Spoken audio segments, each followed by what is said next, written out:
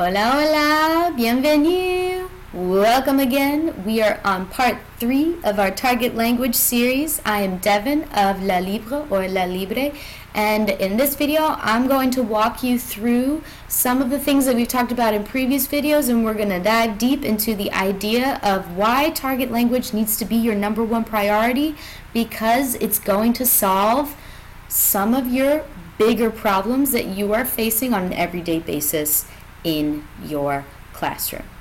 Because target language is a big thing that I'm asking you to really make your big focus this year in your class. You've got a lot of other priorities, so why should this one be your number one priority? I wouldn't ask you to do something if I didn't think that it would really benefit you. And I've got 3 reasons for you today as to why I think it's going to benefit you. Number 1 is that it's going to make your program seem more legitimate. Number 2 is that I think it's going to solve a lot of your management problems. And number 3 is I think it's really going to help with your achievement gap, which is what I've seen in my classes when I use more target language. So let's dive into the first one, legitimacy. I know that as world language teachers, we face this problem, especially in the United States, of being seen as something that could kind of get like swept to the side. So when we are focused on proficiency and we use more target language in our classrooms, we send the message that we're for real, that we're serious, we're not going anywhere, and that we are done with the days where we're here to learn about language, that this is a fun class where we're going to look at some maps and eat some cool food, which is what we also do.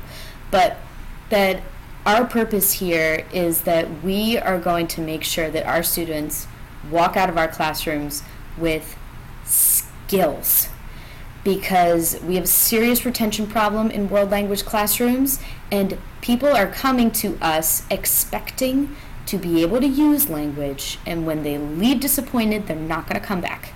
So our purpose in using more target language and using it effectively is that we are going to equip our students with proficiency, and the way to get there is by using more target language effectively.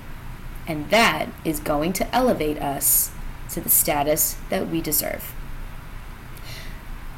I don't know about you, but I've certainly experienced this in my own teaching experience, and I'm going to tell you a story that's probably not going to be shocking to you, but I have taught Spanish with heritage speakers mixed in with classes before, and he's a wonderful human being, and I would never say anything bad about him because he is wonderful. But it's very hard to teach a Spanish class and have it be seen as legitimate when you hear a native Spanish speaker turn to a non-native Spanish speaker and say in your class, "Don't worry, this isn't real Spanish. It's not really going to help you." What are we teaching if people who speak other languages are sitting in our classrooms and saying to other people, "This isn't going to help you"? We got a problem. We got something that we need to fix. When you focus on proficiency and you focus on target language use, that makes you so much more legitimate.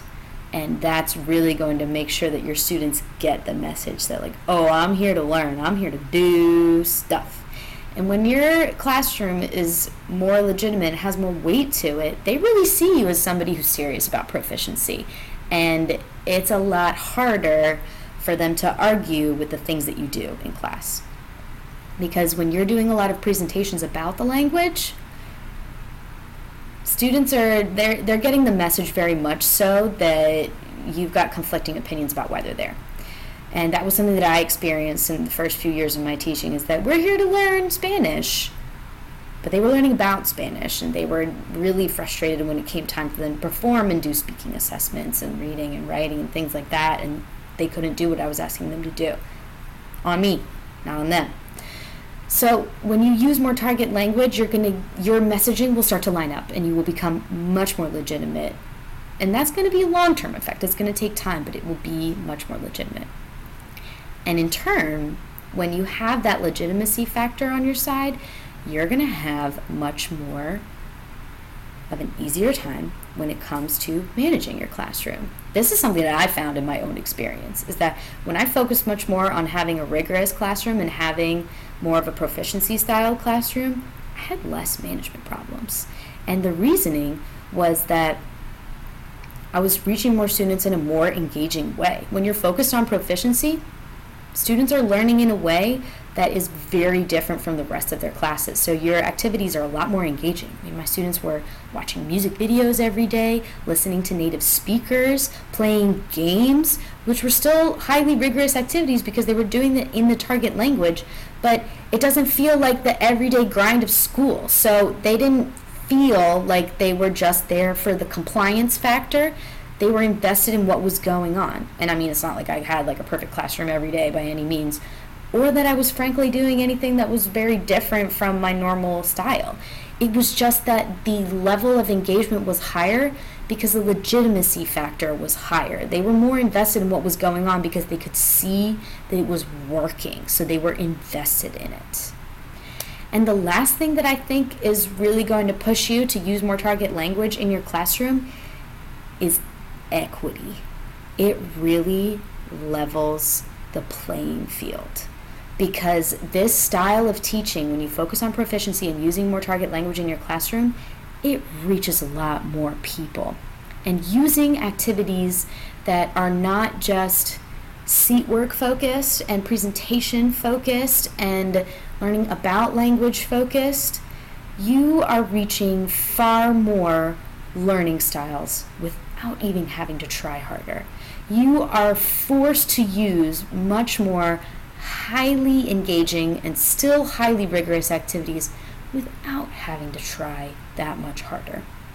Yeah, your planning is going to be intense, but when it comes to the actual day-to-day management of your classes, this is what I mean by like solving problems, you are reaching a far wider net of students' abilities and learning styles without having to sweat your brains out every day during the actual teaching process.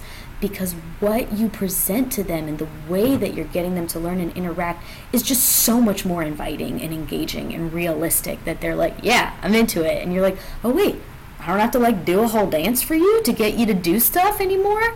It's amazing. And it really does improve on equity, because then you're getting students who normally don't have a good school experience. They're like in it. It's amazing to watch.